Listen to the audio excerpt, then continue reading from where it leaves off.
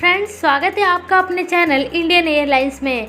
Friends, आज के airport से कई बड़ी सूचनाएं निकलकर सामने आ रही है, जिसमें Delhi airport, Patna airport, Bengaluru airport शामिल है। तो चलिए सबसे पहले एयरपोर्ट से आज की बड़ी खबरें जान लेते हैं। सबसे पहले यहां पर दिल्ली एयरपोर्ट से खबर निकलकर सामने आ रही है। दिल्ली एयरपोर्ट से एक जरूरी सूचना ये है कि यदि आप दिल्ली एयरपोर्ट पर ट्रैवल करने वाले हैं तो अब आपको यहाँ पर सैनिटाइज किया हुआ टैक्सी भी ऑफर किया जा रहा है, जिसको आप ऑनलाइन बुक कर सकते हैं। इसकी जानकारी खुद यहाँ पर दिल्ली एयरपोर्ट ने अपने ट्विटर हैंडल अकाउंट से दी है। साथ ही साथ इसके लिए एक लिंक भी शेयर किया हुआ है, जिसका लिंक आपको वीडियो के डिस्क्रिप्शन बॉक्स में मिल जाएगा। अगली बड़ी खबर आ रही है यहाँ पर चंडीगढ़ एयरपोर्ट से। चंडीगढ़ एयरपोर्ट को देश के 15 एयरपोर्ट से जोड़ दिया गया है। बीते कल भी चंडीगढ़ एयरपोर्ट से लखनऊ एयरपोर्ट के लिए डायरेक्ट उड़ानें शुरू कर दी गई है।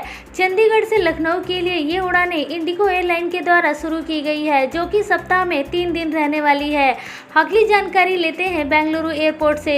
यदि आप बेंगलुरु एयरपोर्ट पर जाने वाले हैं तो अब आपको बेंगलुरु एयरपोर्ट में जाने के बाद आपका क्वारंटाइन नहीं होगा। इसकी जानकारी खुद बेंगलुरु एयरपोर्ट से आ रही है। नए नियम के आधार पर यात्रा करने वाले पैसेंजर में यदि शुरुआती जांच में कोई भी सिम्टम नहीं आता है तो उनको अब अपने घर में रहने की जरूरत नहीं रहेगी, वह सीधे अपने काम पर जा सकते हैं। इससे पहले जो भी पैसेंजर्स बेंगलुरु एयरपोर्ट पर जाते थे उनको कंपल्सरी 14 दिन होम क्वारंटाइन में रहना पड़ता था, लेकिन अब इस नए नियम के आधार पर सभी पैसेंजर सीधे अपने काम पर वापस लौट सकते हैं। अगली बड़ी खबर लेते हैं पटना एयरपोर्ट से। पटना एयरपोर्ट को इस समय देश के सभी बड़े एयरपोर्टों की तरह पूरे तरीके से डेवलप करने की कोशिश की जा रही है। इसके लिए सेपरेट डिपार्चर टर्मिनल और अराइवल टर्मिनल बनाने के साथ साथ मल्टी लेवल पार्किंग का निर्माण भी किया जा रहा है, और उस मल्टी लेवल पार्किंग को फ्लाईओवर के माध्यम से जोड़ा जाएगा, जैसे कि आपको स्क्रीन के ऊपर दिख रहा होगा। आने वाले समय में पटना एयरपोर्ट कुछ इस तरीके से रहने वाला है। इस फोटो को खुद एयरपोर्ट अथॉरिटी ऑफ इंडिया ने अपने ट्विटर हैंडल अकाउंट से शेयर किया है। आपको बताना चाहेंगे कि यहाँ पर आने वाले समय में पटना एयरपोर्ट पर काफ़ी बड़ी संख्या में पैसेंजर्स की संख्या बढ़ने वाली है, जिसको देखकर ही पटना एयरपोर्ट को डेवलप किया जा रहा है। यदि एक बार ये पटना एयरपोर्ट पूरे तरीके से बनकर तैयार हो जाता है तो ये तकरीबन 80 लाख पैसेंजर्स को एक साल में हैंडल कर सकता है।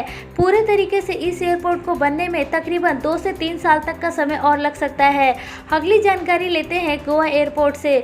गोवा एयरपोर्ट पर अंतर्राष्ट्रीय पैसेंजर्स की आने की शुरुआत हो गई है। गोवा एयरपोर्ट पर अब तक 35 अंतर्राष्ट्रीय उड़ानें लैंड कर चुकी हैं। वैसे कल भी गोवा एयरपोर्ट पर दुबई की एक उड़ान लैंड की, जिसमें कि 127 पैसेंजर्स गोवा एयरपोर्ट पर उतरे।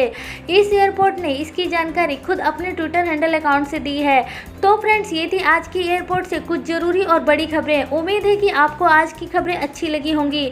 ऐसे ही और खबरें देखने के लिए चैनल को सब्सक्राइब करना बिल्कुल ना भूलें और बेल आइकन को जरूर दबा कर रखें, ताकि आपको हमारी सारी लेटेस्ट खबरें मिलती रहे।